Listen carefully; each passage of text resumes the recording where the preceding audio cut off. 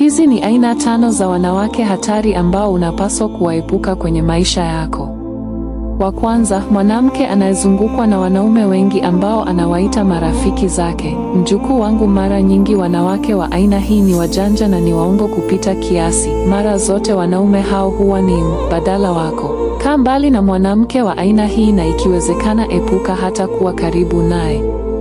Wa pili, mwanamke anayetaka zaidi pesa zako bila kujali thamani yako. Huyu ni kama chuma ulete au mnyonyaji wa fedha ulizo nazo, epuka kumkaribia. Namba 3, mwanamke asiyefuata maagizo, marekebisho, maelekezo kutoka kwako na kuonyesha kiburi. Huyu anakuwa hakuheshimu tena na hauni tabu yoyote kukupoteza kwenye maisha yake, kwa sababu mwanamke anayekupenda atakuheshimu na kukutii. Namba 4, mwanamke mwenye hasira, chuki na roho mbaya. Hata umfanyie kitu gani hariziki wala hakupi amani. Kaka yangu, mwanamke wa aina hii atakuharibia kila kitu kwenye maisha yako, mwepuke. Namba 5, mwanamke anayekudharau mara kwa mara, hafai kuwa katika maisha yako, kaa naye mbali.